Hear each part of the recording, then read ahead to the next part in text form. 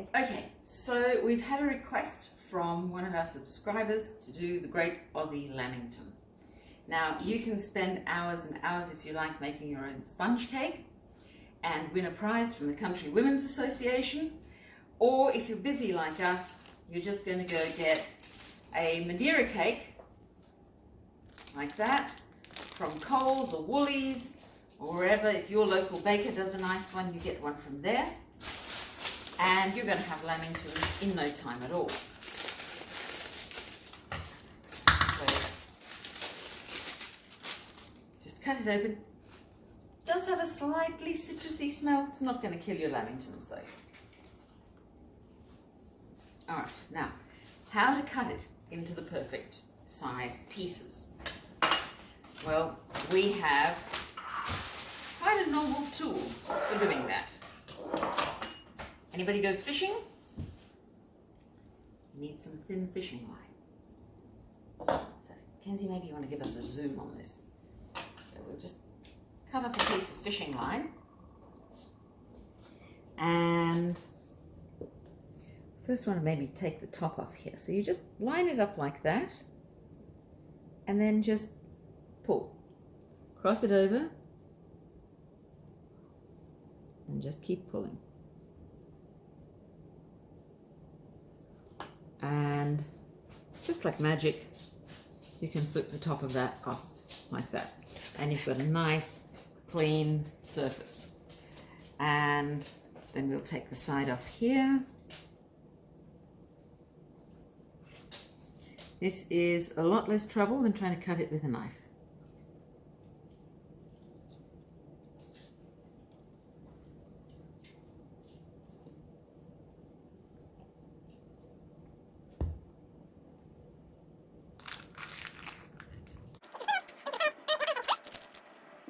To the side are good for feeding any children that might be hanging around waiting. Aren't they, Mackenzie? You can't speak, can you? Right, and there we've cut off that bottom piece there. And now we have a nice, clean little block of the Madeira cake.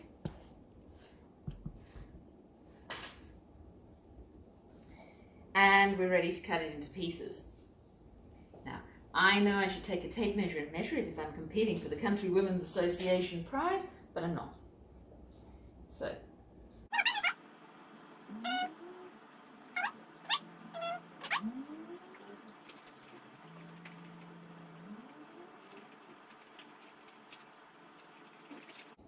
these Lamingtons aren't all exactly the same size, but there you have them, like cute little sandwiches ready for the next stage. So you take your raspberry jam and put some in a little dish like that. Can you do some with some of that? Yeah, we can do them with all of that, but they don't stick together very well without the raspberry jam. It's very traditional. It's traditional to use the raspberry jam, but if you have a child who doesn't like raspberry jam, you can always let them off the raspberry jam. I'm going to put this in the microwave for a few seconds.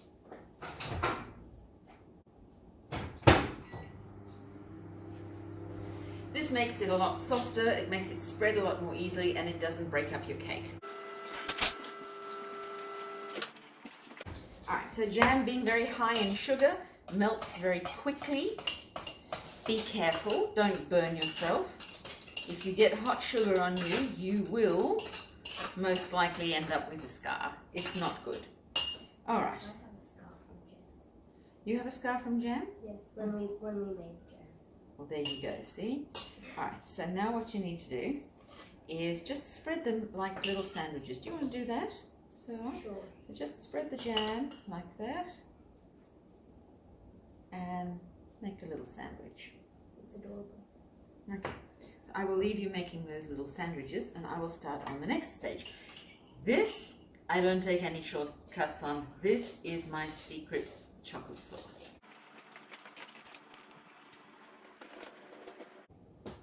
So here's the pan where we're going to make the secret chocolate sauce. So fire it up and put some butter in it.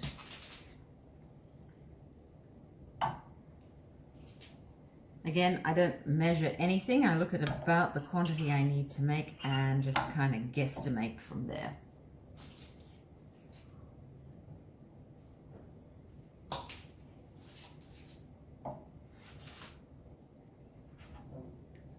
Alright, so just get your butter melting nicely.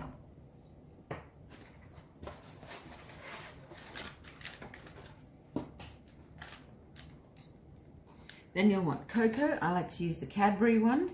It has the best flavour. Alright, so see the butter's melting nicely there. And just shake in some cocoa.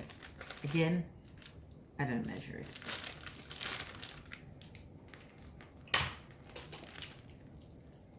Yeah, how many Lamingtons we've got? Yeah, that looks about right. Okay.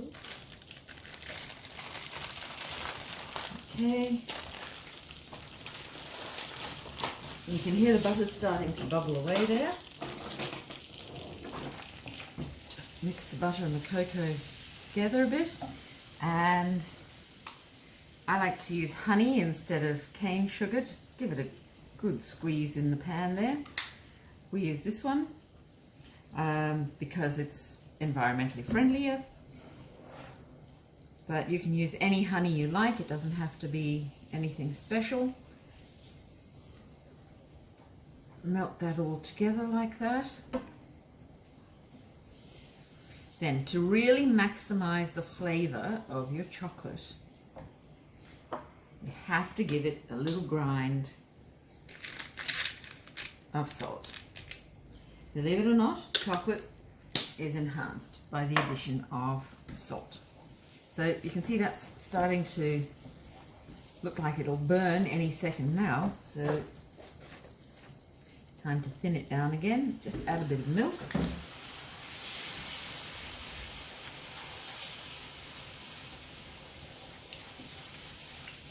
And stir it again till it's well combined.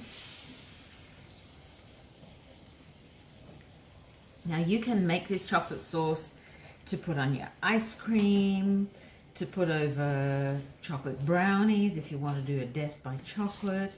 You could add a little flavoring to it. You could add vanilla if you like a sweeter flavor. You could add a little rum essence if you wanted it to have a Christmassy rum flavor. It's really agile. It's just a base recipe that you then adapt. Something I haven't tried, but I will eventually, is adding a bit of chili powder to it to make a chili chocolate, which can be really delicious.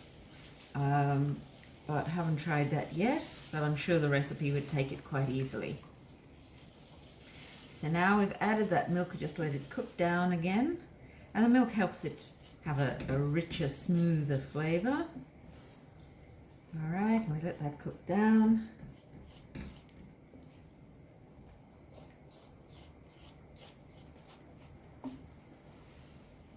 Scrape around the edges of the pan so it doesn't stick or burn there.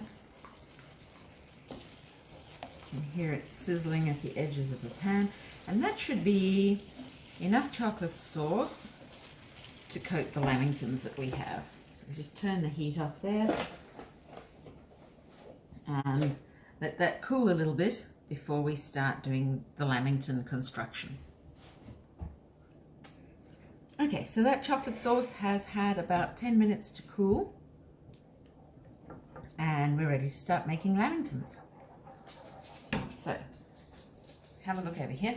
We've actually got a bit of a special occasion today. Grandpa is arriving from Victoria, and it's his birthday today.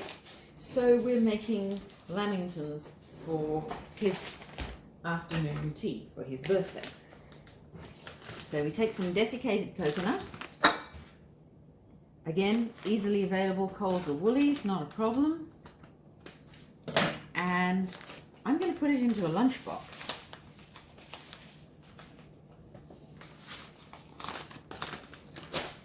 These are all techniques to help reduce mess.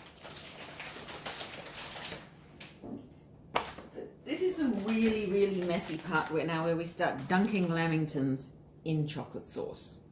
Without being drowning them. Alright, so you take your Lamington and dip it in the pan of chocolate sauce.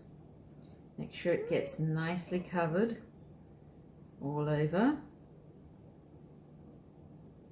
And then here's the messy bit when you now don't have a clean side to hold on to.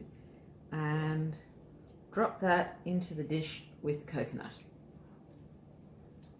And Kenzie, here you go, take a teaspoon, that'll help. And start piling the coconut onto that Lamington. I'll start dipping the next one.